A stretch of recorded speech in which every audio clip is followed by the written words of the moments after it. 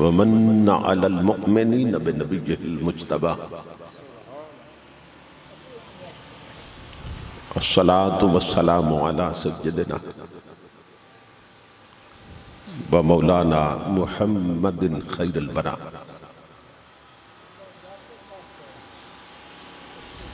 وعلى آله وأصحابه المتعدبين بالتقوى.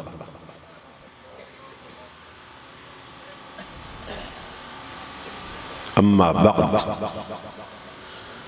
فأعوذ بالله السميع العليم من الشيطان اللعين الرجيم. بسم الله الرحمن الرحيم.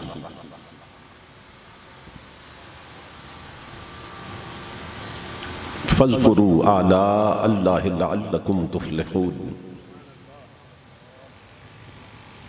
صدق الله مولانا العظيم.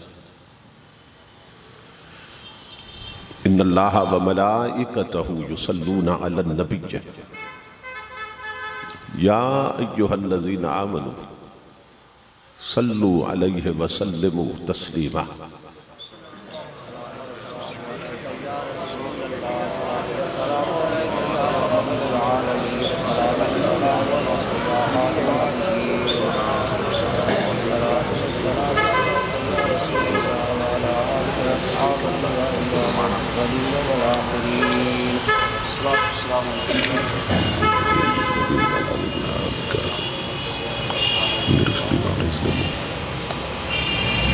لائق صد احترام خطیب اسلام استاذ العلماء برادر محترم حضرت علامہ قاری محمد یوسف چشتی صاحب دامت برکاتہم العالیہ،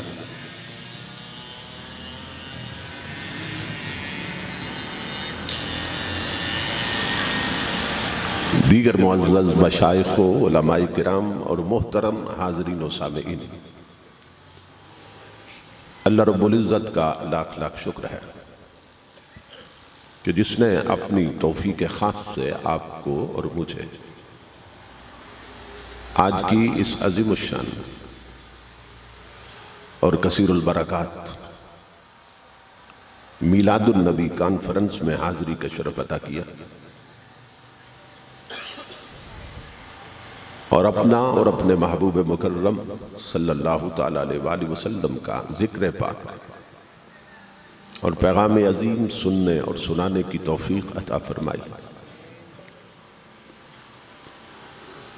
اس عظیم الشان پروگرام کے انعقاد پر میں آپ تمام حضرات کی خدمت میں بالعموم اور برادر عزیز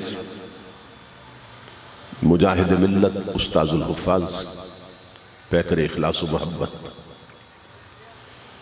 حضرت علامہ قاری محمد نصر حیات رضوی صاحب زیدہ مجدہ، برادر محترم جناب چوہدری عبدالرزاق بھلوانا صاحب، عزیز مکرم حافظ محمد عاقب اتاری صاحب، عزیز محترم جناب حافظ محمد عاطف صاحب اور ان کے جملہ رفقا اور معاونین کی خدمت میں بالخصوص دل کی اتھا گہرائیوں سے ہدیہ تبریک و تحسین پیش کرتا ہوں اور دعا کرتا ہوں کہ اللہ رب العزت دوستوں کی اس محنت کو اور ہم سب کی حاضری کو اپنی پاک بارگاہ میں قبول و منظور فرمائے اور آج کی اس نشست کو ہماری اعتقادی، فکری اور عملی تربیت کے اعتبار سے نتیجہ خیز اور بامقصد بنائے.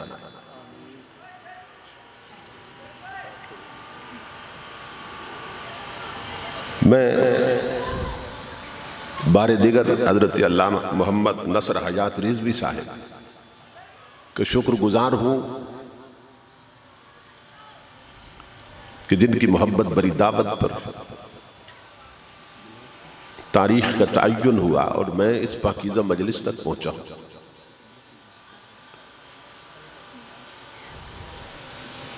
خوش بخت اور خوش نصیب ہوتے ہیں وہ لوگ جنہیں اللہ رب العزت اس طرح کی پاکیزہ مجالس میں حاضری کا شرف عطا کرتا ہے۔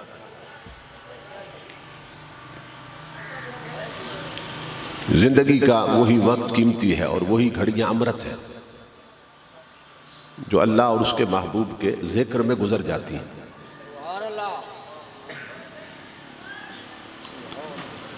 نبی اکرم صلی اللہ تعالیٰ علیہ وآلہ وسلم کا ارشاد گرامی،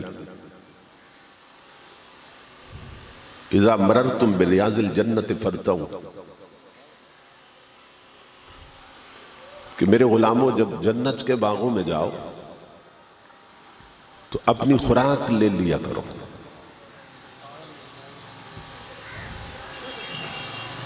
اصحاب رسول نے حیران ہو کے سوال کیا، یا رسول اللہ صلی اللہ علیہ وسلم،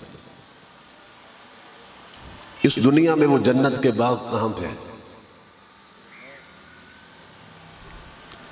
تو نبی اکرم صلی اللہ تعالیٰ علیہ وآلہ وسلم نے جواب دیا، مجالس الذکر، کہ وہ محفلیں جہاں اللہ اور اس کے محبوب کا ذکر ہوتا ہے وہی جنت کا باغ ہوتی ہیں۔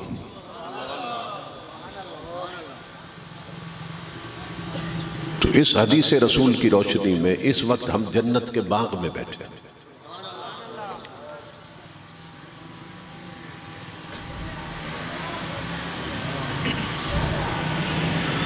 جلسے کرانے والے، پروگرام رکھنے والے ہمارے محسن ہوتے ہیں، ہم پہ احسان کرتے ہیں کہ وہ ہمیں گھروں کی نحوستوں سے اٹھاتے ہیں اور جنت میں پہنچا دیتے ہیں۔ تو جو وقت یہاں گزر رہا ہے حدیث رسول کی روشنی میں، ہم کہہ سکتے ہیں کہ یہ وقت ہمارا جنت میں گزر رہا ہے۔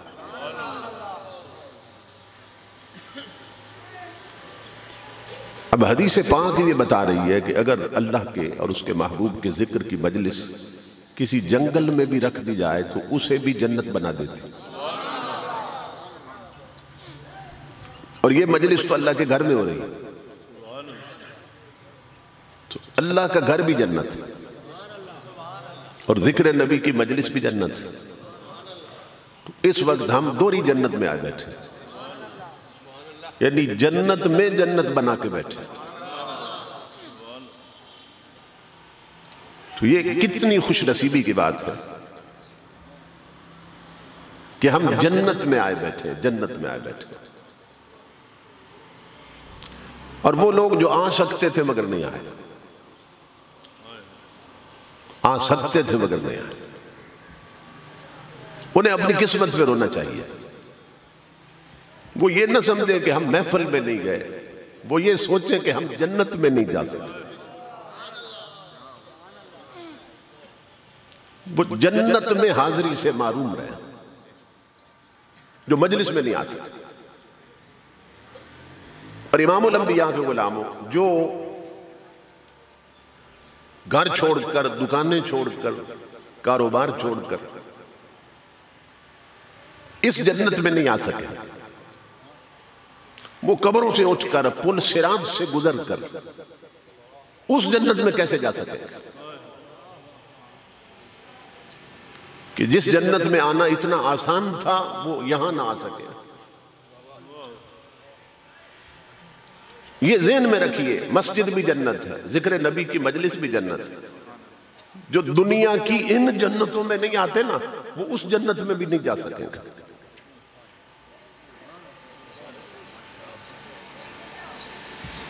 اس لیے حضور نے فرمایا تھا کسی بندے کو اگر دیکھو کہ عقیدہ صحیح اور مسجد آتا جاتا ہے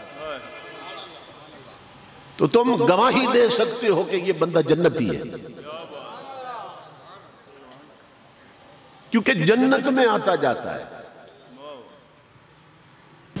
کہ اس کے الطاف تو ہیں عام شہیدی سب پر، تو اس سے کیا ضد تھی اگر تو کسی قابل ہوتا۔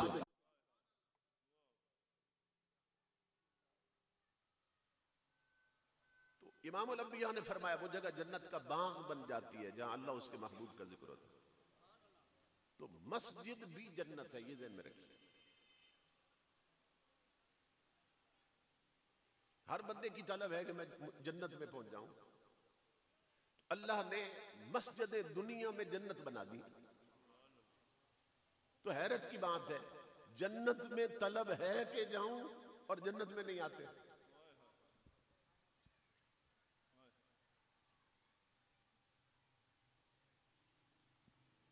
یعنی عقل میں یہ بات نہیں آتی کہ بازار بھرے ہوں، اڈے آباد ہوں، بیٹھ کے بھری ہوں، آباد ہوں، اور جنت ویران پڑی ہو. یہ مسجد جو ہے نا، یہ جنت. کیوں؟ حدیث پاک میں نبی اکرم صلی اللہ تعالی علیہ وسلم فرماتے ہیں کہ اللہ رب العزت جب قیامت قائم کرنا چاہے گا تو زمین کی بساط لپیٹ دے گا اور آسمانوں کا شامیانہ بھی اٹھا دے گا. قرآن پاک میں ہے وَالْأَرْضُ جَمِيعًا قَبْضَتُهُ يَوْمَ الْقِيَامَةِ وَالسَّمَاوَاتُ مَطْوِيَّاتٌ بِيَمِينِهِ. اللہ رب العزت نا ساتوں زمینیں بھی ختم کر دے گا، آسمان بھی لپیٹ دے گا. لیکن حدیث پاک میں ہے جب اللہ زمین ختم کرنا چاہے گا نا تو فرشتوں کو حکم دے گا تم زمین پہ چلے جاؤ. وہ عرض کریں گے مولا کیا ڈیوٹی ہے، زمین پہ کیا کرنا ہم نے؟ اللہ رب العزت فرمائے گا کہ میں زمین ختم کرنے لگا ہوں، تو تم ایسا کرو جہاں جہاں مسجدیں بنی ہیں زمین وہ سارے ٹکڑے اٹھا کے میری جنت میں شامل کر دو.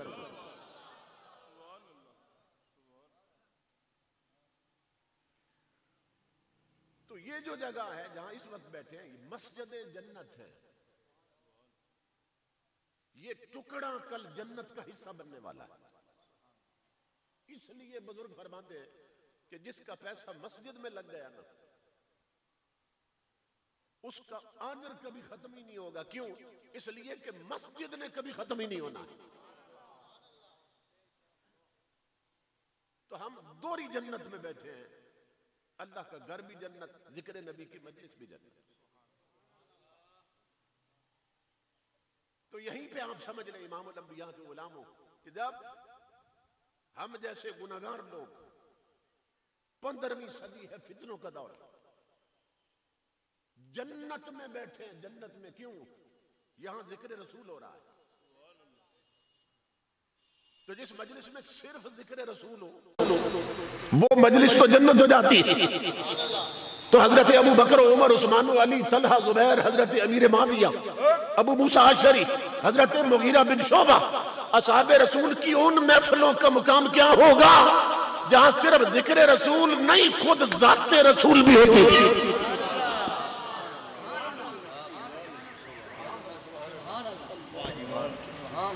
نعرہ تکبیر، نعرہ رسالت، نعرہ تحقیق، نعرہ حیدری. اصحاب رسول کی محفلوں کا مقام کیا بنے گا جہاں صرف ذکر رسول نہیں ہوتا خود رسول بھی ہوتے تھے. ان کا مقام کوئی پا سکتا ہے؟ امام الانبیاء کے غلاموں اس وقت ہم جنت کے باغ میں، اب ہے تو یہ جنت اور جنت کا باغ مگر نظر نہیں آتا. اللہ رب العزت اگر دکھا دینا تو جو نہیں آئے گا وہ بھی سر کے بل دوڑتے آئیں گے. اللہ فرماتا ہے میں دکھا سکتا ہوں مگر میں دکھا کے نہیں منوانا چاہتا. میں دکھا کے منوانا ہی نہیں چاہتا تمہیں. کیوں؟ اس لیے کہ میں ہر شے اپنے رسول سے سنوا کے منوانا چاہتا ہوں. اگر تم نے وہ جنت دیکھ کر مانی تو پھر وسیلہ آنکھیں بنیں گی. اور سن کے مانا تو وسیلہ میرا رسول بنے گا.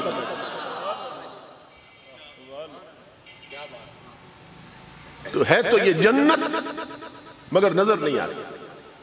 فرمایا میں دکھا کے نہیں منوانا چاہتا. تو امام الانبیاء کے غلاموں، اس وقت ہم جنت کے باغ میں بیٹھے ہیں. جتنا وقت یہاں گزرے گا نا آپ سمجھے کہ جنت میں گزر رہا ہے. یہ بڑی خوش بختی کی بات ہے. اللہ اکبر. حضرت شاہ عبدالعزیز محدث دہلوی سے کسی نے پوچھا تھا کہ حضرت کیا وجہ ہے جہاں گانے کی مجلس ہو، ناچنے والیاں آئی ہوئی ہو اور گانے گا رہی ہو، ڈول بج رہے ہو، میوزک اور موسیقی ہو، وہاں کسی کو نیند نہیں آتی؟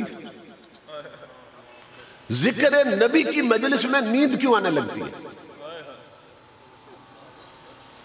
بھئی ڈول ڈمکوں کی محفل میں، ناچنے والی اور گانے والوں کی محفل میں کبھی دیکھا ہے کوئی سو گیا ہو؟ کسی کو نیند نہیں آتی ہے. بچے بھی جاگتے ہیں، بوڑھے بھی جاگتے ہیں، جوان بھی جاگتے ہیں.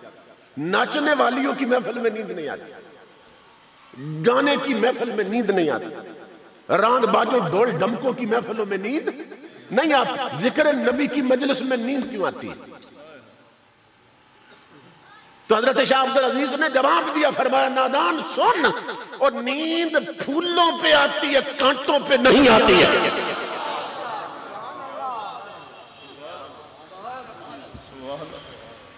جو گانے والیوں کی مجلس میں ہیں، جو ناچ کی محفل میں ہیں، جو ڈول ڈھمکوں کی مجلس میں ہیں، وہ بد نصیب کانٹوں پہ بیٹھے ہیں. جو ذکر نبی کی مجلس میں ہیں وہ پھولوں پہ آئے بیٹھے ہیں، اور نیند کانٹوں پہ نہیں، نیند پھولوں پہ آتی ہے. میرے آقا کے غلاموں، یہ ہیں تو کانٹے اور پھول، لیکن یہ نظر اس دن آئیں گے جس دن قبر میں اتارے جاؤ. یہ آنکھیں بند ہو جائیں گی، یہ آنکھیں کھل جائیں گی. اس دن معلوم ہوگا کہ کانٹوں پہ زندگی گزاری ہے یا پھولوں پہ گزاری ہے. تو خوش نصیب ہے اللہ رب العزت نے آپ کو گھروں سے اٹھایا اور جنت میں پہنچا دیا. جب جلسوں کے لیے چندہ ہوتا ہے نا تو بعض لوگ 10 روپے دیتے ہیں، 50 روپیہ دیتے ہیں، 100 روپیہ دے کر وہ سمجھتے ہیں ہم نے بڑا احسان کر دیا. وہ ہم احسان کیا کریں گے؟ احسان سب پر اس کملی والے کا ہے جس نے 50 روپے میں تجھے جنت دے دی ہے، جس نے 10 روپے میں تجھے جنت دے دی. احسان تو اس رسول کا ہے. تو اس لیے میرے آقا کے غلاموں، ان محفلوں کی حاضری کو نا چھوٹی حاضری نہ سمجھا کرو. اللہ کی عزت کی قسم، جو بڑے نہیں آئے اور چھوٹے بچے آئے بیٹھے ہیں، ان محفلوں کی حاضری کو چھوٹا نہ سمجھو. جو بڑے آ سکتے تھے نہیں آئے اور چھوٹے آئے بیٹھے ہیں. اب منظر یہ بن گیا ہے، وہ بڑے نہ آ کے چھوٹے ہو گئے، یہ چھوٹے آ کے بڑے ہو گئے.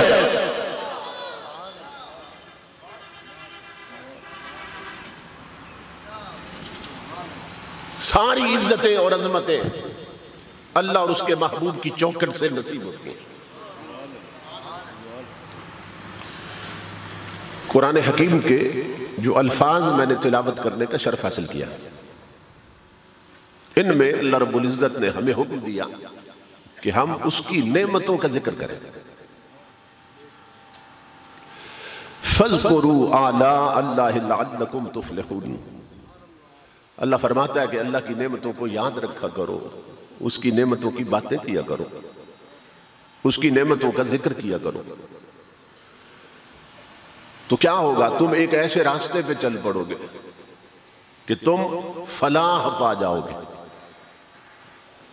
یہ جو فلاح کا لفظ ہے نا، کہ 5 وقت ہم آذان میں سنتے ہیں، حی علی الفلاح، آؤ فلاح کی طرف. 5 وقت سنتے ہیں آذانوں میں، لیکن معلوم نہیں کہ اس کا معنی کیا ہے. تو اللہ رب العزت فرما رہا ہے کہ جو اس کی نعمتوں کو یاد رکھتے ہیں وہ فلاح پا جاتے ہیں. تو علماء لغت کہتے ہیں کہ عربی زبان میں دونوں جہانوں کی کامیابی پہ دلالت کرنے والا فلاح سے بہتر کوئی لفظ نہیں ہے. کیا مطلب؟ جب اللہ فرمائے نا کہ یوں کرو تو فلاح پا جاؤ گے، تو پھر مطلب یہ ہوتا ہے کہ میرے بندے تو نے یوں کر لیا نا تو تیرے دونوں جہان سنور جائیں گے، دونوں جہان سنور جائیں گے اگر تو نے یوں کر لیا۔ تو مؤذن اذان میں ہمیں کہتا ہے آؤ لوگوں فلاح کی طرف، گھر چھوڑ دو، اڈے چھوڑ دو، تاش کی بازی چھوڑ دو، حکے چھوڑ دو، آؤ فلاح کی طرف۔ اذان دینے والا بلاتا ہے، وہ روز آواز دیتا ہے آؤ ایسے کام کی طرف، کر لیا تو دونوں جہان سنورے گے۔ لیکن اذان پر ہم توجہ ہی نہیں دیتے۔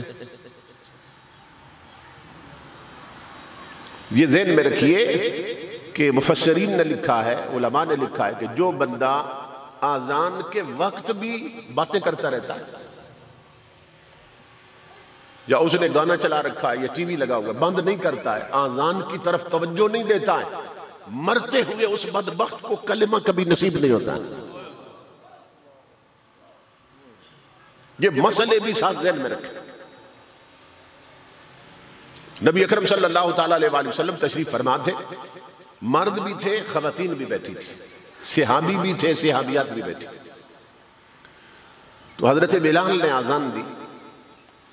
عورتوں کی عادت ہوتی ہے کہ چپ نہیں بیٹھتے، خاموش نہیں بیٹھتی ہیں، تو عورتیں کچھ باتیں کر رہی تھیں، آواز آئی حضور صلی اللہ علیہ وسلم۔ تو امام الانبیاء نے عورتوں کو فرمایا یہ جو باتیں کر رہی ہو نا، اس سے بہتر بات نہ بتاؤں تمہیں؟ عرض کی اللہ کے حبیب فرمائیے۔ امام الانبیاء نے فرمایا جس طرح بلال آذان دے رہا ہے نا، تم بھی اگر ساتھ کہتی جاؤ دل میں، وہ کہتا ہے اللہ اکبر اللہ اکبر، تم بھی اللہ اکبر کہتی جاؤ، جیسے آذان پڑھتا ہے تم بھی وہی لفظ کہتی جاؤ۔ تو امام الانبیاء نے فرمایا اللہ کی عزت کی قسم آذان ختم ہونے پر تمہیں 1,00,000 نیکی عطا کر دی جائے گا۔ اب اندازہ کریں کہ اگر ہمارے گھروں کی عورتیں 5 وقت کی آذان توجہ سے سن لیں اور اس کا جواب دیں تو روزانہ 5,00,000 نیکیاں کما سکتی ہیں، لیکن نہیں توجہ ہوتی۔ ٹی وی چل رہا ہے، ادھر آذان شروع ہو گئی، اب اندر کھلبلی بچی ہے، کیا کہ آذان جلدی ختم ہو جائے، ٹی وی بند نہیں کرنا ہے، اندر الجھن ہے آذان جلدی ختم ہو جائے، میں یہ گانا سن رہی ہوں، میں یہ ڈرامہ دیکھ رہی ہوں۔ مسلمانوں کی ایمان کی حالت یہ ہوتی، اور حضور فرماتے ہیں کہ اگر تم جواب دو تو 1,00,000 نیکی عطا کی جائے۔ تو جو مرد تھے نا صحابہ کرام بیٹھے ہوئے، انہوں نے عرض کی یا رسول اللہ کیا یہ صرف عورتوں کے لیے یہ خوشخبری جو دے رہے ہیں؟ امام الانبیاء نے فرمایا میرے صحابیوں مردوں سنو، اللہ کی عزت کی قسم اگر تم آذان کا جواب دو تو تمہیں 2,00,000 نیکی عطا کی جائے گا۔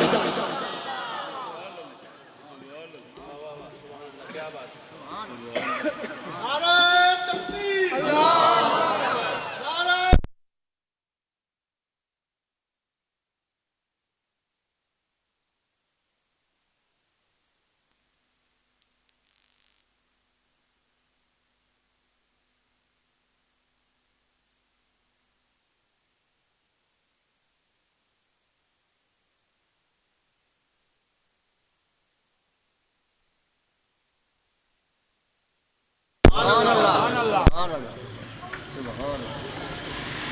کتنی بڑی سزا ہے جو آذان خاموشی سے نہ سنے، انہیں مرتے ہوئے کلمہ نصیب نہیں ہوتا ہے۔ جو خلیفہ گزرا ہے ہارون الرشید، اتنا بڑا حکمران تھا کہ انگریز ہسٹورین بھی لکھتے ہیں، وہ کہتے ہیں کہ یہ مسلمانوں عجیب سلطنت تھی کہ سورج چڑھتا بھی اس کی حکومت میں تھا، ڈوبتا بھی اس کی سلطنت میں تھا۔ ہم سے ایک چھوٹا سا ملک نہیں سنبھالا جا رہا، اس وقت حضور کے غلاموں کے پاس کتنی بڑی سلطنت تھی، سورج چڑھتا بھی اس سلطنت میں تھا، ڈوبتا بھی اس سلطنت میں تھا۔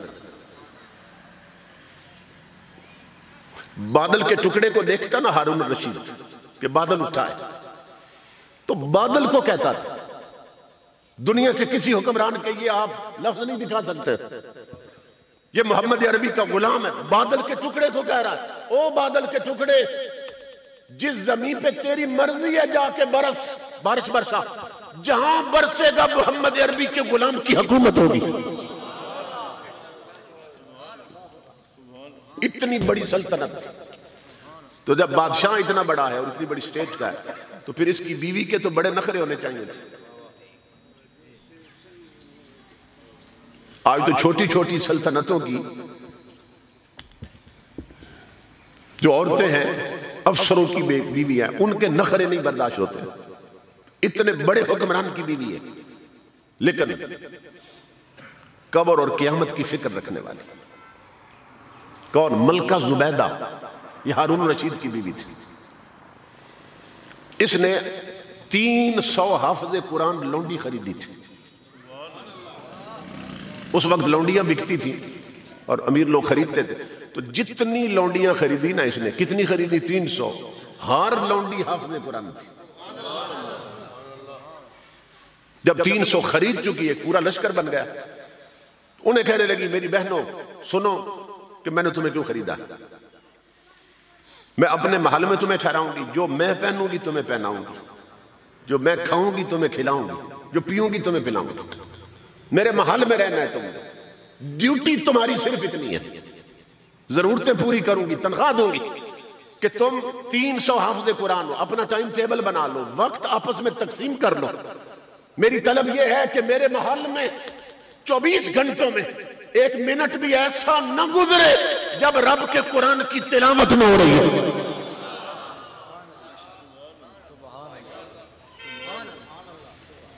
امام الانبیاء کے غلاموں، آج جھگیوں میں رہنے والیاں قرآن بھول چکی ہیں، آج غریبوں کے محلے میں رہنے والیاں قرآن بھول چکی ہیں، اور اس وقت امیروں کے محلات میں بھی محمد عربی کا قرآن راج کرتا تھا۔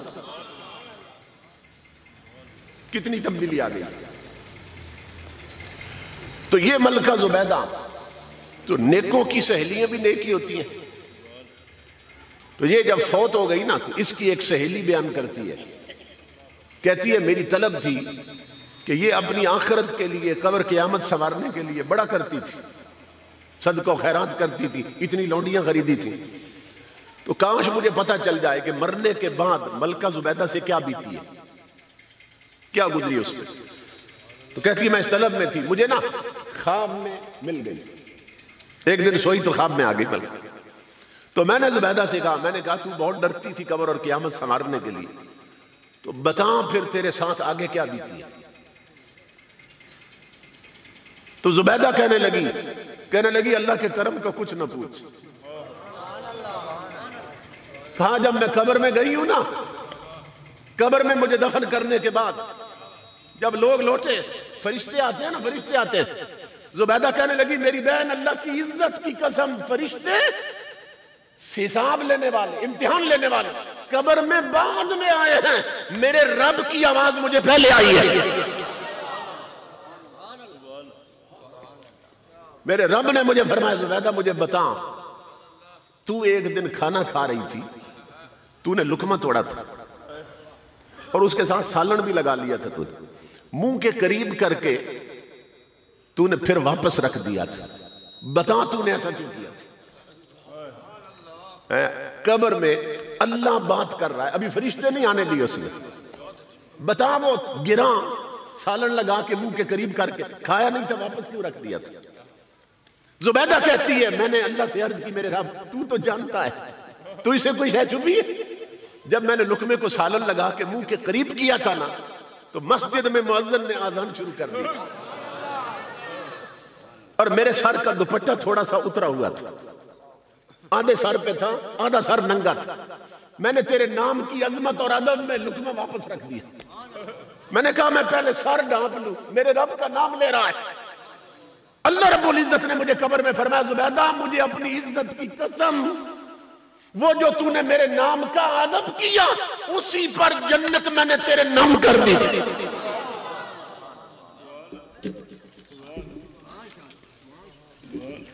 یہ باتیں اس لیے عرض کر رہا ہوں میرے آقا کے غلام کہ صرف تقریر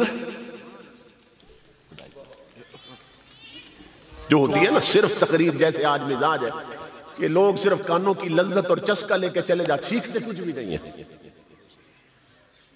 اور آنے والے بھی تو یہی دیکھتے رہتے ہیں نا لوگوں کا ذوق کس چیز میں ہے. وہ حضور کی امت کی ضرورت نہیں دیکھتے، ضرورت کس چیز کی ہے. سرے ممبر وہ خوابوں کے محل تعمیر کرتے ہیں، علاج غم نہیں کرتے، فقط تقریر کرتے ہیں.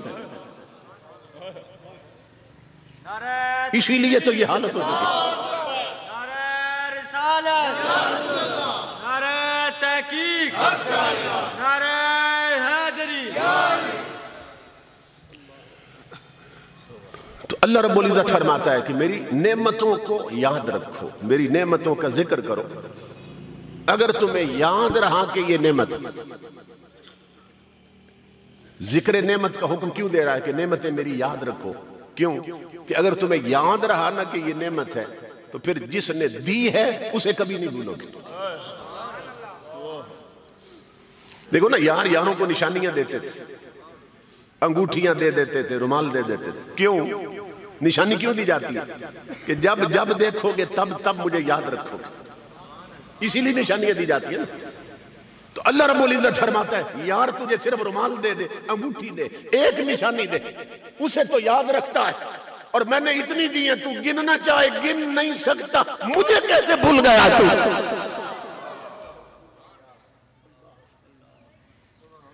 وَإِن تَعُدُّوا نِعْمَةَ اللَّهِ لَا تُحْصُوهَا. فرمایا اگر رب کی نعمتوں کو، میری نشانیوں کو جو دی ہیں تمہیں، میرے جو انعامات ہیں تم پر، اگر گننا چاہو تو گن نہیں سکتے تم. تو جس نے اتنی دی ہیں کہ گنتی میں نہیں آتی، اسی کو بھول گئے تم. فرمایا اس لیے حکم دے رہا ہوں میری نعمتوں کو یاد رکھو، میری نعمتوں کو یاد کرو. کیوں؟ پھر میں بھی یاد رہوں گا، اور میں جب یاد رہوں گا تو پھر ہو نہیں سکتا کہ میرا شکر بھول جاؤ. جب میں یاد رہا تو میرا شکر بھی یاد رہے گا. اب شکر کیوں کروانا چاہتا ہے؟ دیکھو نا، کڑی سے کڑی ملی ہوئی ہے. نعمتوں کا ذکر کیوں کروانا چاہتا ہے؟ تاکہ وہ یاد رہے. اپنا آپ یاد کیوں رکھوانا چاہتا ہے؟ تاکہ اس کا شکر یاد رہے. شکر کیوں کروانا چاہتا ہے؟ فرمایا میں نے قرآن میں قانون بنا دیا، لَإِن شَكَرْتُمْ لَأَزِيدَنَّكُمْ، کہ اگر تم شکر کرتے رہے تو مجھے اپنی عزت کی قسم نعمتیں گھٹنے نہیں دوں گا، بڑھاتا جاؤں گا. شکر سے نعمتیں بڑھتی ہیں. اگر شکر گزار بندے بن کر نعمتیں بڑھاتا جاؤں گا. صرف ایک مثال دیتا ہوں، شکر والوں کی نعمتیں کیسے بڑھتی ہیں. پاکستان میں نا جو پچھلی صدی گزری ہے، اس میں 1960 اور 70 کے درمیان یہ جو اشرہ گزرا ہے، ایک سال ایسا آیا تھا جب ہمارے ملک میں گندم کا قحط پڑ گیا تھا. اور ہمارا جو وزیر خوراک ہے اور وزیر اعظم اور بادشاہ، انہوں نے اعلان کیا تھا، الیکٹرانک میڈیا پہ، پرنٹ میڈیا پہ اعلان کروایا انہوں نے کہ چونکہ گندم کا قحط پڑ گیا ہے، ڈیپو پر آٹا ختم ہو گیا ہے، حکومت کے گودام خالی ہو گئے ہیں، اس لیے ہم پاکستانیوں سے اپیل کرتے ہیں کہ جو 2 روٹیاں کھاتے تھے وہ 1 کھائیں، آلو ابال کے گزارا کریں، سبزیاں ابال کے استعمال کریں. یہ حکومت اعلان کر رہی تھی کہ گندم کا قحط پڑ گیا، گودام خالی ہو گئے، ڈیپو خالی ہو گئے. ایک دن حکومت یہ اعلان کر رہی تھی، وزیر اعظم بادشاہ اعلان کر رہا تھا، وزیر اعلان کر رہا تھا، امام الانبیاء کے غلام، اور دوسرے دن اللہ کے ایک شکر گزار بندے نے بھی اعلان کروایا تھا. محمد عربی کے ایک فقیر نے بھی دوسرے دن اعلان کروایا. وہ کون تھے؟ وہ حضرت پیر سیدنا میر علی شاہ کے بیٹے تھے. گولر شریف میں جنہیں حضرت بابو جی کہا جاتا رحمت اللہ تعالی، ان کا دور تھا. انہوں نے دوسرے دن اعلان کرا دیا، انہوں نے کہا پاکستانیوں گھبرانے کی ضرورت نہیں ہے، ملک بنا ہے کلمے کے نام پر. جسے حکومت کے ڈیپو سے آٹا نہ ملے وہ گولڑے کے لنگر سے لے جائے.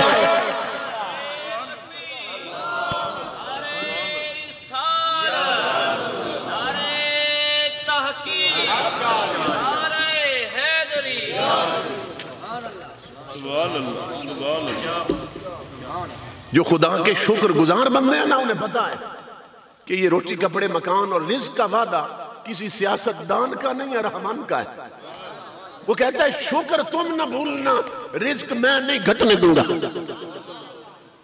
تو وہ شکر گزار تھے، انہوں نے کہا پاکستانیوں گھبرانے کی ضرورت نہیں ہے، حکومت کے ڈپو سے جسے آٹا نہیں ملتا وہ آئے اور گولڈا شریف کے لنگر سے لے جاتے۔ کسی نے پوچھ لیا بابو جی صاحب بہت بڑا اعلان کر رہے ہیں، پاکستان کو چند سو بندے تو ہے نہیں، کروڑوں لوگ، اگر اعلان سن کر کروڑوں لوگوں کا رخ ہو گیا گولڈے کی طرف تو کیا بنے گا؟ جلال میں آگے محمد عربی کا فقیر رب کا شکر گزار بندہ فرمایا چپ کر جاؤ، یہ اپنے اپنے تعلق کی بات، حکومت کا تعلق امریکہ کے ساتھ ہے، گولڈے کا تعلق مصطفیٰ کے مدینے کے ساتھ۔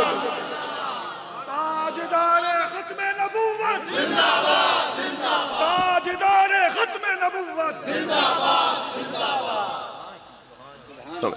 نعرہ تکبیر، نعرہ رسالت، نعرہ تحقیق، نعرہ حیدری۔ اس لیے اللہ رب العزت وعدہ فرما رہا ہے تم بندو شکر نہ بھولنا، میں تمہارا رزق کبھی گھٹنے نہیں دوں گا۔ اس لیے حکم دے رہا ہے نعمتوں کا ذکر کرو، پھر میں یاد آؤں گا، میں یاد رہا تو شکر یاد آئے گا، شکر یاد رہا تو نعمتیں گھٹنے نہیں دوں گا۔ بات یہاں تک سمجھ گئے؟ اب امام الانبیاء کے غلاموں، معلوم یہ کرنا ہے کہ شکر کا طریقہ کیا ہے،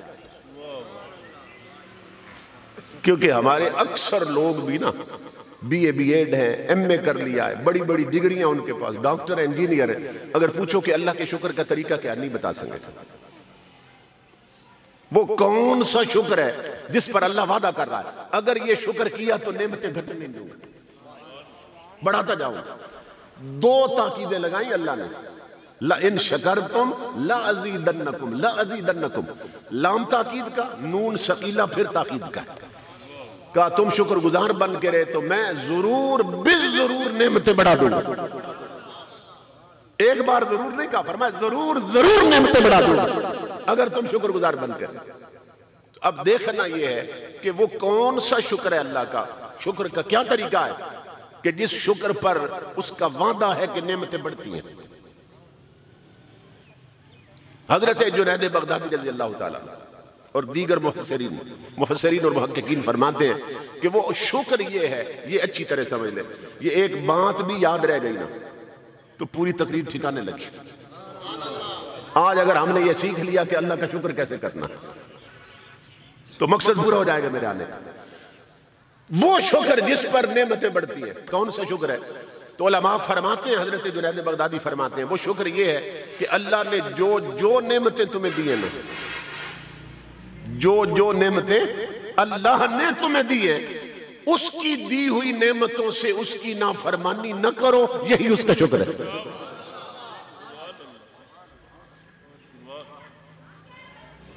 جو اس نے نعمتیں دی ہیں اس کی دی ہوئی نعمت سے اس کی نافرمانی چھوڑ، وہ لکھ دے گا یہ میرا بندہ شکر گزار بن گیا۔ اب بھی شاید بہت سے لوگ نہیں سمجھے شکر کا مطلب۔ اب میں چند مثالیں دیتا ہوں نا، جو میرے جیسے ہیں وہ بھی سمجھ جائیں گے۔ آنکھ اللہ کی نعمت ہے کہ نہیں ہے؟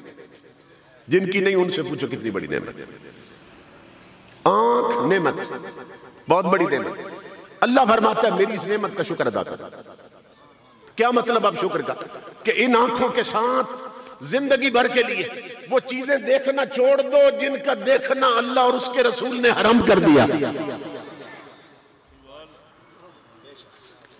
کون اللہ کی نعمت ہے؟ فرمایا شکر ادا کرو اس نعمت کا۔ کیا مطلب؟ زندگی بھر کے لیے ان کانوں کے ساتھ وہ گانے سننا چھوڑ دو، وہ چغلی غیبت سننا چھوڑ دو کہ جن چیزوں کا سننا اللہ رسول نے حرام کر دیا۔ ہاتھ اللہ کی نعمت ہے، فرمایا شکر ادا کرو اس نعمت۔ کیا مطلب؟ ان ہاتھوں کے ساتھ ان چیزوں کو پکڑنا چھوڑ دو، ہاتھ لگانا چھوڑ دو کہ جنہیں ٹچ کرنا بھی اللہ رسول نے حرام کر دیا۔ پاؤں اللہ کی نعمت ہے، فرمایا شکر ادا کرو۔ کیا مطلب؟ ان پاؤں کے ساتھ ان بے غیرتی اور گناہوں کے اڈوں پہ جانا چھوڑ دو، جدھر چل کے جانا اللہ رسول نے حرام کر دیا۔ دل اور دماغ اللہ کی نعمت ہے، فرمایا اس دماغ کے ساتھ اور دل کے ساتھ وہ چیز سوچنا بھی چھوڑ دو کہ جس کا سوچنا بھی اللہ رسول نے حرام کر دیا۔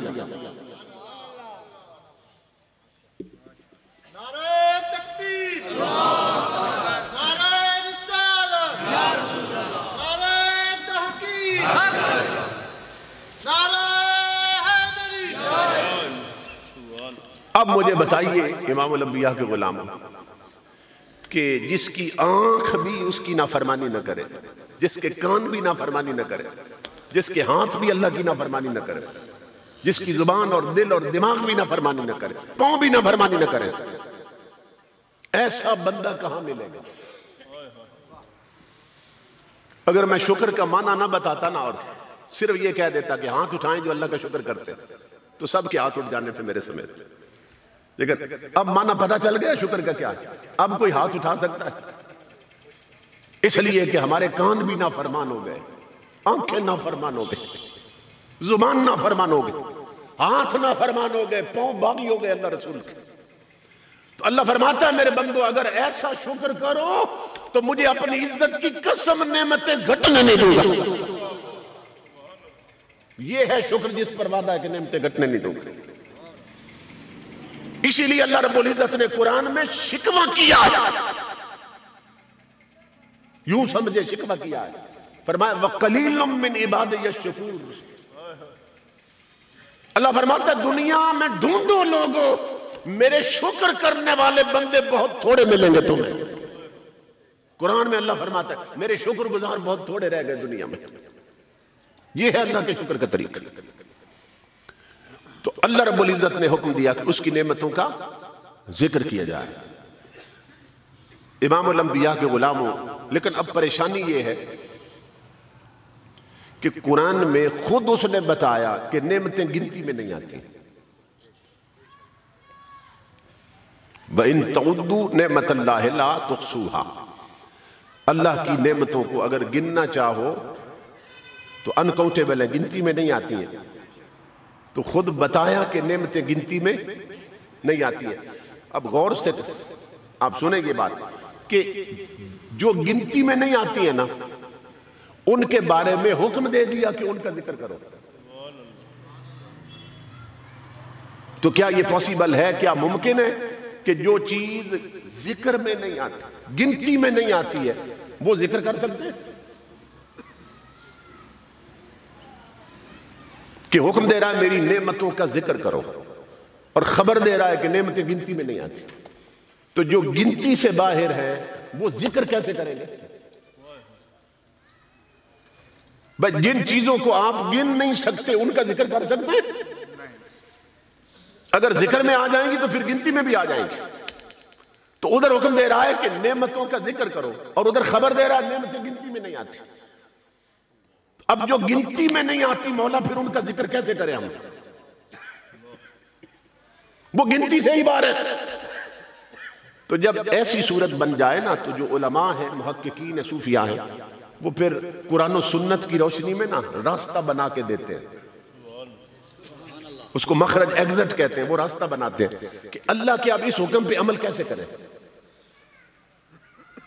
یہ بڑی عجیب بات ہے، جو چیزیں گنتی میں نہیں آتی وہ حکم دیتا ان کا ذکر کرو، تو جب گنتی سے باہر ہے تو ذکر سے بھی باہر ہے، تو کیسے کرے؟ تو علماء فرماتے ہیں کہ اب اللہ کی جتنی نعمتیں ہیں نا ان میں تلاش کرنی ہے کوئی ایسی نعمت کہ ہو ایک نعمت لیکن ہو اتنی بڑی اور اللہ کو اتنی پیاری ہو کہ کرے ہم اسے ایک نعمت کا ذکر، اور اللہ لکھ دے میرے بندے تو نے اس نعمت کا ذکر کر کے ہر نعمت کا ذکر کر دیا ہے۔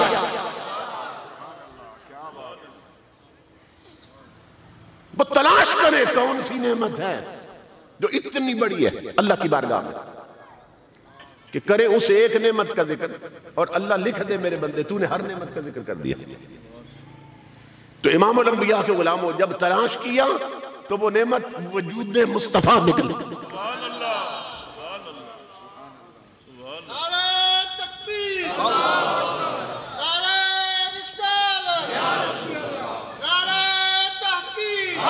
नारे हैदरी सैयदी मुर्शदी या नबी गुलाम है रसूल के गुलाम है गुलामी है रसूल में मोहब्बती कबूल है हो न इश्क मुस्तफा तो जिंदगी फजूल है। जब गौर किया वो नेमत कौन सी है तो वो नेमत हुजूर की जात निकली, हमारे नबी की जात निकली। इतनी बड़ी नेमत है हुजूर कि अल्लाह रब्बुल इज्जत फरमाता है जअल्तु का जिक्र मिन जिक्री, कि ऐ मेरे हबीब तेरा जिक्र ही मैंने अपना जिक्र बना दिया। मैं दलील दे रहा हूं कि हुजूर का जिक्र हर नेमतों का जिक्र कैसे बनता है। इमाम अल अंबिया के गुलाम अल्लाह फरमाता है महबूब तेरे जिक्र को मैंने बुलंद कर दिया, वरफान अल्लाह का जिक्र। इसकी तफसीर में अल्लाह फरमा रहा है जिब्रील को भेजकर कि मैंने तेरे जिक्र को ऐसे बुलंद कर दिया कि जअल्तु का जिक्र मिन जिक्री, तुझे ही मैंने अपना जिक्र बना दिया। क्या मतलब? सारी रात कोई बंदा मोहम्मद मोहम्मद करता रहे, क़यामत को देखेगा नामा अमाल में लिखा होगा ये सारी रात बंदा रब रब करता रहा है, क्योंकि अल्लाह ऐलान कर रहा है मेरे हबीब तेरा जिक्र ही मैंने अपना बना दिया। जिसने मोहम्मद मोहम्मद की समझे रब रब की है, अल्लाह अल्लाह की है, तेरा जिक्र मैंने अपना जिक्र बना दिया। तो अब इमाम अल अंबिया के उलमा दलील ये है कि जिस हस्ती का जिक्र खुदा के जिक्र का बदल बन सकता है और मखलूकात के जिक्र का बदल क्यों नहीं बन सकता है? वो इतनी अजीम हस्ती है, उसके जिक्र को अल्लाह ने अपना जिक्र बना दिया। अल्लाह फरमाता है अगर तूने महबूब का जिक्र कर लिया तो हम लिख देंगे तूने हर नेमत का जिक्र कर दिया, क्योंकि मेरा महबूब ऐसी नेमत है कि ये न होता तो कुछ भी ना होता, अगर वो न हो तो कुछ न हो, और जब वो न थे तो कुछ न था, जब वो न थे तो कुछ न था, अगर वो न हो तो कुछ ना हो। जान है वो जहान की, जान है तो जहान है। तो अल्लाह फरमाता है अगर मेरा हबीब न होता तो फिर कुछ भी ना होता।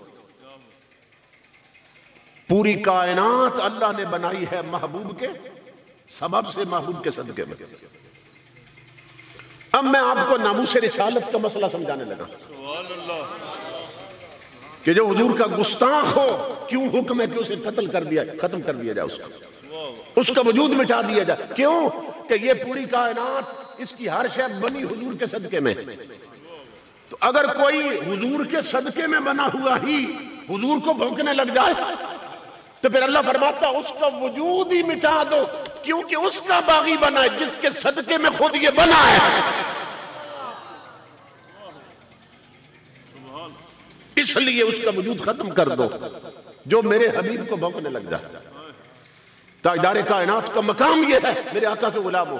अल्लाह रब्बुल इज्जत कुरान में फरमा रहा है अन्नबिय्यु औला बिल मुमिनीन मिन अनफुसिहिम। इसके तीन मानी है, तीन मानी। अल्लाह फरमाता है मेरा नबी मोमिनों की जान से बढ़कर उनका मालिक है। मेरा नबी मोमिनों की जान से बढ़कर उनके करीब रहता है, और मेरा नबी मोमिनों की जान से बढ़कर उन्हें प्यारा लगता है। तीन मानी इसका। मेरा नबी मोमिनों की जान से बढ़कर उनके करीब रहता है।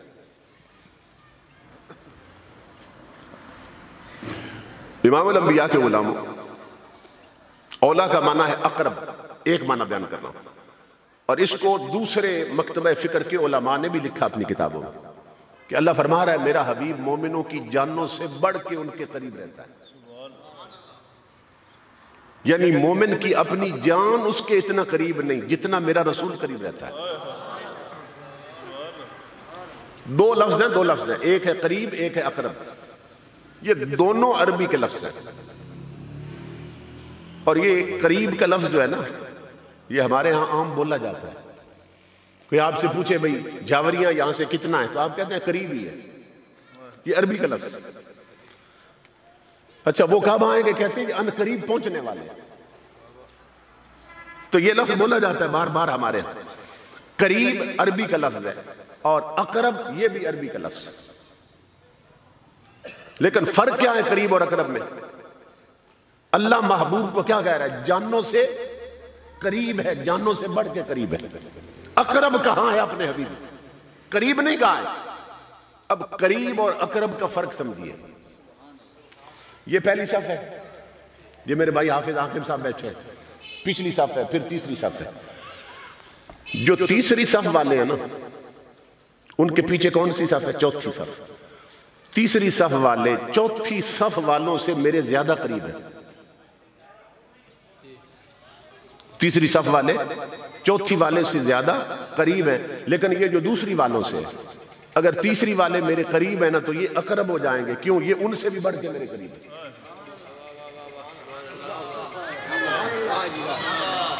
اگر دوسری صف والے میرے قریب ہیں نا تو یہ پہلی والے اقرب ہو جائیں گے. کیوں؟ یہ دوسری سے بھی بڑھ کے میرے قریب ہیں. اور یہ جو پہلی صف والے ہیں یہ اگر میرے قریب ہیں نا تو یہ جو سپیکر ہے نا مائک جس پہ بول رہا ہوں یہ اقرب ہو جائے گا. کیوں؟ یہ ان سے بھی بڑھ کے میرے قریب ہے.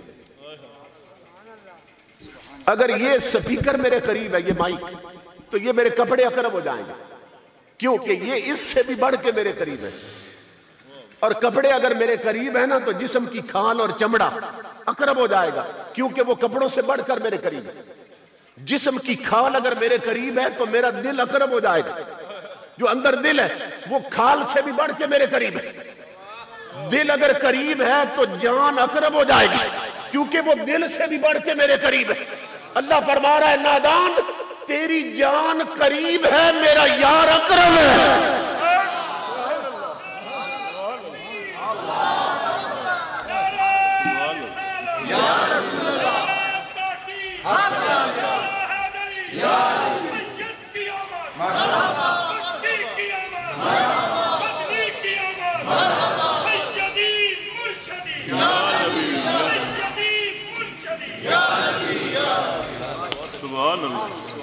اور وہ مدینے والا جو جان سے بڑھ کے قریب ہے. امام الانبیاء کے غلام اس کا مقام. اسی پر علامہ اقبال نے کہا تھا مقام اس کا ہے دل کی خلوتوں میں. اقبال کہتا ہے مقام اس کا ہے دل کی خلوتوں میں لیکن خدا جانے مقام دل کہاں ہے. جو اتنے قریب ہیں تیرے جو آقا اتنے قریب رہتے ہیں امام الانبیاء کے غلاموں. اور پھر دوسرا معنی کہ مومن کو اپنی جان سے بڑھ کر حضور پیارے لگتے ہیں. اور مومن کی جان سے بڑھ کر حضور کا حق ہے. سنیے غور سے. خدا نہ خواستہ کوئی بندہ ہم میں سے خودکشی کرے سوسائیڈ کر لے تو حلال موت مرا یا حرام؟ حرام موت مرا. اس نے اگر اپنے آپ کو گولی مار لی زہر پی لی مر گیا تو ہر کوئی کہتا ہے حرام موت مرا. لیکن یہ توجہ طلب بات ہے سوچنے والی بات ہے کہ اس نے کسی کی جان تو نہیں لی ہے نا. کسی کی جان لیتا کسی کو مار دیتا تو عقل میں بات آتی ہے اس نے دوسرے کا نقصان کیا اس لیے اس کا جرم ہے اس لیے مجرم بنا. اس نے حرام کام کیا کہ دوسرے کا نقصان کیا دوسرے کی جان لی اس نے.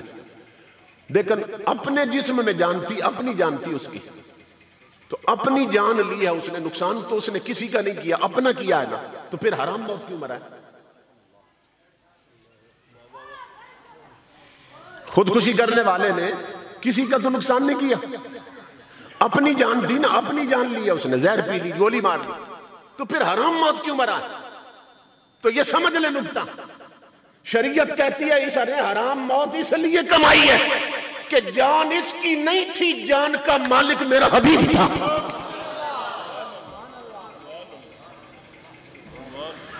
اور حرام موت اس لیے مرا کہ اس نے میرے یار کی ملکیت میں ہاتھ ڈالا ہے. جسم کے اندر جان تھی اس کے جسم میں جان مگر جان اس کی نہیں تھی اس کی جان کا مالک میرا رسول ہے. تو یار کی ملکیت میں اس نے ہاتھ ڈالا اس لیے حرام موت مرا. یہ سنو نبی کا مقام کیا ہے. وہ ہمارے اپنے جسم میں اپنی جان اگر ہم خود لیں نا تو حرام موت مرتے، اور غازی ممتاز کی طرح یہی جان نبی پہ قربان کر دے تو درجہ شہادت ملتا ہے.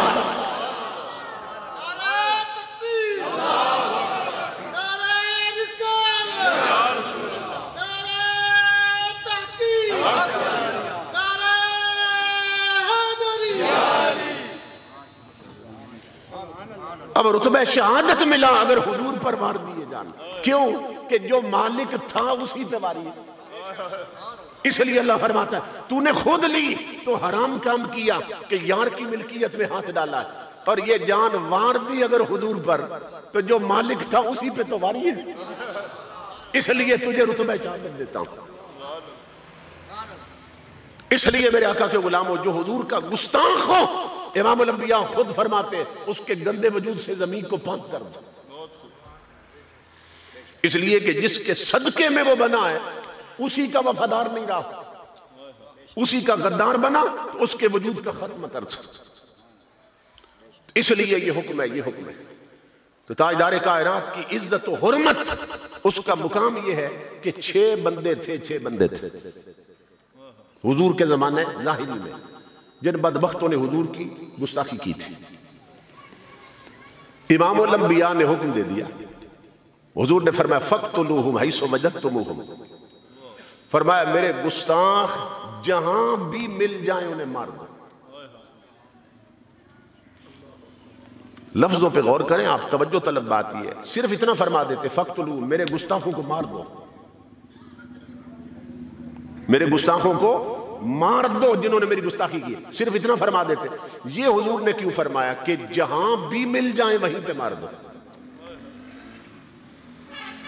اس لیے کہ عرب میں تھے نا، گستاخی انہوں نے عرب میں کی تھی، اور عرب میں ہوتا یہ تھا کہ جس کو اپنی جان کا خطرہ ہوتا تھا نا کہ اب مجھے کوئی مار دے گا، وہ کعبہ شریف میں جا کے پناہ لے لیتا تھا. حرم کا ایک احترام ہے، حرم کی حدود ہے، کعبہ اللہ کا گھر ہے، اس کی ایک حرمت ہے، اس کی ایک عزت ہے. تو وہ جا کے وہاں پناہ لے لیتے تھے. بڑے بڑے قاتل قتل کرنے کے بعد جنہیں خطرہ ہوتا تھا اب مجھے کوئی مار دے گا بدلے میں، تو وہ پھر حرم میں پناہ لے لیتے. تو وہ لوگ پھر اس پناہ کو قبول کرتے تھے، حرم کی حد میں پھر اس پر ہاتھ نہیں اٹھاتے تھے. تو امام الانبیاء نے فرمایا ساتھ میرے گستاخ جہاں بھی مل جائیں مار دو، کہ ہو سکتا ہے میری گستاخی کرنے والے اب حرم میں پناہ لیں. سمجھ رہے ہیں؟ اور آگے حضور نے وضاحت فرما دی. حدیث کے آخری لفظ ہے لو وجدتموہم تحت استار الکعبہ. فرمایا میرا گستاخ صرف حرم کی حد میں نہیں، کعبے کے پردے کے اندر مل جائے وہیں پہ مار دو. تصور کریں آپ، کعبے کا حرم کی جو حدود ہے نا کئی میل تک پھیلی ہوئی، اس حد کے اندر آپ ایک چڑیا کا شکار نہیں کر سکتے، حرام ہے، چڑی نہیں مار سکتے. جس حرم کی عزت یہ ہے، جس کعبے کا مقام یہ ہے، وہاں آپ چڑی نہیں مار سکتے، چڑیا نہیں مار سکتے. امام الانبیاء فرماتے ہیں حد تو حد رہی نا، کعبے کے ساتھ بھی چمچے ہو نا میرے گستاخ، پردے کے اندر چھپ جائیں وہیں پہ قتل کر دو. اب سوال پیدا ہوا میرے آقا آپ نے ہی تو کعبے کا احترام سکھایا تھا، آپ نے تو فرمایا تھا یہاں چڑیا بھی نہیں مارنی، اور آپ فرماتے ہیں بندہ مار دو، اور بندہ بھی وہ جو بے شک کعبے کے ساتھ لپٹا ہو اور پردے کے اندر چھپا ہو. تو یا رسول اللہ اب کعبے کی عزت کا کیا بنے گا؟ جس کا احترام آپ نے سکھایا کہ چڑیا بھی نہ مارو، کعبے کی حرمت خراب ہو جائے گی. فرمایا سنو میرے امتیوں، تمہیں بتانا چاہتا ہوں کعبہ الگ کھڑا ہونا تو اس کا احترام یہی ہے، لیکن اب دو ہیں، ادھر کعبہ ہے ادھر مصطفیٰ ہے. گستاخی کرنے والے نے مصطفیٰ کی گستاخی کی ہے. اب اگر کعبے میں پناہ لے تو پھر کعبے کی عزت نہ دیکھتے پھرنا، اب کیا کرنا وہی مار دینا، کعبے کی عزت نبی کی عزت پہ قربان کر دینا. زندہ باد، زندہ باد، زندہ باد، زندہ باد. اب یہ نہ دیکھنا کہ کعبہ جو ہے اللہ کا گھر ہے اور اتنی عزت والا، دیکھنا گستاخ کس کے ہیں جو چھپے ہیں۔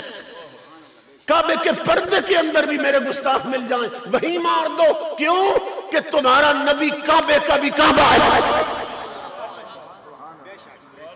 یہ کعبہ قبلہ نہ بنتا اگر یار کا رخ نہ پھرتا اس کی طرف۔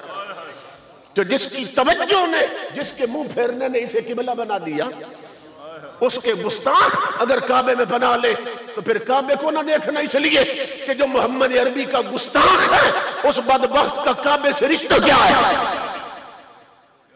میرے گستاخ وہیں مل جائیں، وہیں پہ مار دو، اس لیے کہ حضور کعبے کے بھی کعبہ ہے۔ جب مکہ فتح ہوا نا، طبقات ابن سعد میں، دیگر کتب میں بھی، تو امام الانبیاء نے فرمایا اين بلال، بلال کہاں ہے؟ گورا یاد نہیں آیا، کالا یاد آ گیا۔ فتح مکہ کا دن ہے، فرمایا میرا بلال کدھر ہے؟ دوڑتے ہوئے حاضر ہوئے، آقا کیا حکم ہے؟ میں حاضر ہوں۔ فرمایا بلال تجھے مبارک ہو، وہ مکہ فتح ہو گیا جس کی گلیوں میں تجھے گھسیٹا جاتا تھا، تیری زبان پہ انگارے رکھے جاتے۔ بلال جس کی گلیوں نے تیری چیخیں سنی ہیں، تیرے جسم پر کوڑے لگتے دیکھے، بلال مبارک ہو تجھے، وہ مکہ فتح ہو گیا۔ آقا ساری مبارکیں تو آپ کے لیے۔ امام الانبیاء نے فرمایا میرے بلال تجھے بلایا اس لیے جس مکے میں تجھ پر کوڑے برسے، تیری زبان پہ انگارے رکھے گئے، آج وہ ہو گیا فتح، اب آؤ بلال میرے قریب، کعبے کی چھت پر چڑھ جاؤ اور اذان دو۔ امر رسول اللہ صلی اللہ علیہ وسلم بلالا ان یؤذن علی ظہر الکعبۃ فاذن علی ظہرہا، یہ پوری روایت کے لفظ۔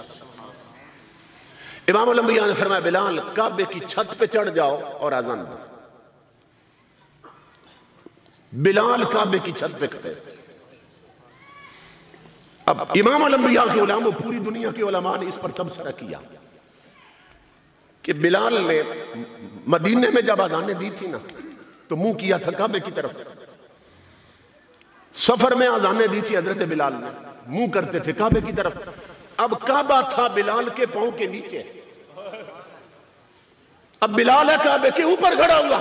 اب بتاؤ بلال نے منہ کدھر کیا تھا اذان دینے کے؟ کعبہ تو آ گیا پاؤں کے نیچے۔ تو تمام علماء لکھتے ہیں کہ بلال نے کعبے پہ کھڑے ہو کر منہ کر دیا تھا محمد عربی کی طرف، کیونکہ وہ کعبے کے بھی کعبہ ہے۔ نعرہ تکبیر، نعرہ رسالت، نعرہ تحقیق، نعرہ حیدری۔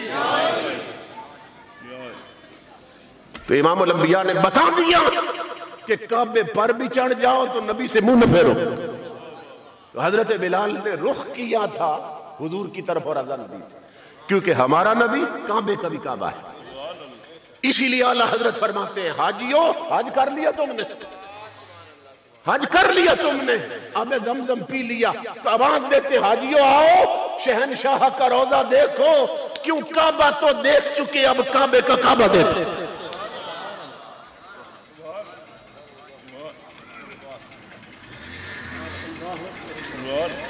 آب زمزم بھی پیا، خوب بجھائی پیاسے، آؤ آؤ شہ طیبہ کا بھی دریا دیکھو، حاجیو آؤ شہنشاہ کا روزہ دیکھو، کعبہ تو دیکھ چکے اب کعبے کا کعبہ دیکھو۔ اس لیے میرے آقا کے غلاموں، اپنے نبی سے ایسے جڑ جاؤ دنیا کی کوئی طاقت اور دنیا کا کوئی خوف تمہیں حضور سے جدا نہ کر سکے۔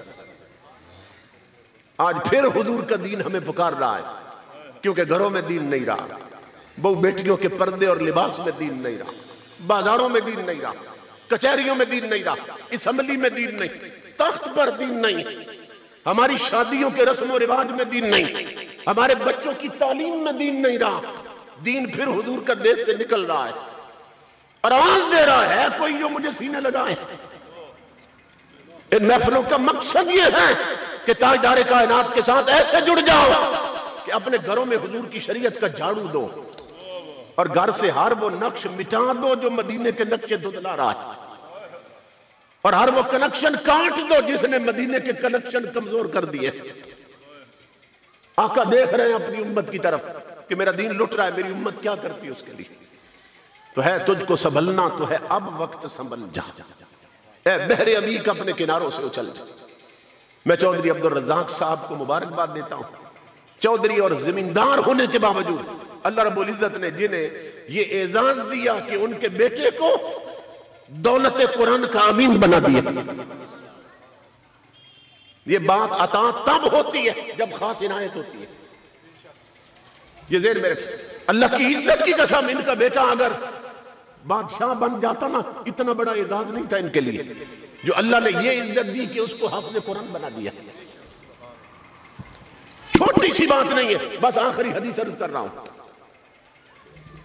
امام الانبیاء فرماتے قیامت کا دن ہوگا نا، قیامت کا دن نمازیوں کو حکم ہوگا جن کی نمازیں قبول ہوں گی، حاجیوں کو حکم ہوگا، روزہ والوں کو، جاؤ حضور کے حوض کوثر پہ اور جام پڑے بھر بھر کے پیو۔ نمازی جائیں گے جام اٹھائیں گے اور پیئیں گے، روزہ دار جائیں گے جام پیئیں گے، حاجی جائیں گے جام اٹھائیں گے اور پیئیں گے۔ لیکن آواز آئے گی اب قرآن پڑھنے پڑھانے والے آ جائیں، جنہوں نے بچوں کو حافظ بنایا تھا، یا جو حافظ بنے تھے، یا جو قرآن پڑھتے تھے، وہ بھی آ جائے حوض کوثر۔ امام الانبیاء کے غلام جب وہ پہنچیں گے تو پہلے تو صرف جام رکھے تھے، اب محمد عربی بھی تشریف لے آئیں گے۔ میرے آقا فرمائیں گے کٹورے ہٹا دیے جائیں، گلاس ہٹا دیے جائیں۔ نمازیوں کو حکم تھا کٹوروں سے پیو، حاجیوں کو حکم تھا گلاسوں سے پیو جو رکھے۔ اب امام الانبیاء ہیں، اب آئے قرآن والے، آقا فرمائیں گے کٹورے ہٹا دو، گلاس ہٹا دو۔ آقا کیا کریں گے؟ حدیث کے لفظ ہے فَيُسْقِ الْعَالِمَ بِكَفِّهِ صلی اللہ علیہ وسلم۔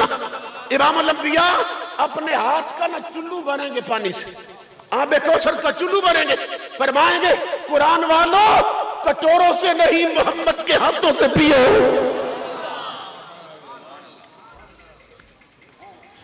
آج ہونٹ رکھو میرے ہاتھوں کے ساتھ، آج میرے چلو سے میں خدا پہ کوثر پلاتا ہوں تمہارے منہ میں ڈالتا ہوں۔ اس لیے اس قرآن کی عزت کرو جس قرآن نے کل اتنی عزتیں دینی ہیں۔ قرآن گھر کی الماریوں کے لیے نہیں بنا تھا، جولی کے لیے بنا تھا۔ جوانوں ہاتھوں میں سے ٹچ موبائل چھوڑ دو، جیب میں سورہ یاسین رکھا کرو، چلتے پھرتے حضور پہ درود پڑھو، کلمے کا ورد کیا کرو، پیشانیوں کو سجدوں کا نور دو اور پاؤں کو مسجدوں کی طرف چلنے کا عادی بناؤ۔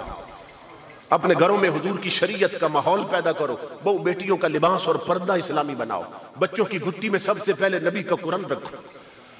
اللہ رب العزت میرے عزیز بھائی مجاہد ملت حضرت علامہ محمد نصر حیات رضوی صاحب کو سلامت رکھے، چودھری عبدالرزاق صاحب کو، میرے عزیز بھائی محمد عاقب صاحب کو، ان تمام دوستوں کو کہ جن کے سبب سے میں یہاں پہنچا ہوں، انہوں نے جس محبت سے مجلس بنائی ہے، آپ لوگوں نے اسی محبت سے پھر بسائی بھی ہے۔ میں دیکھ رہا ہوں دور دراز سے لوگ تشریف لائے ہوئے۔ اللہ رب العزت سب کا آنا قبول کرے اور ہم سب کو عملاً حضور کا سچا غلام بنائے۔ وما علینا الا البلاغ۔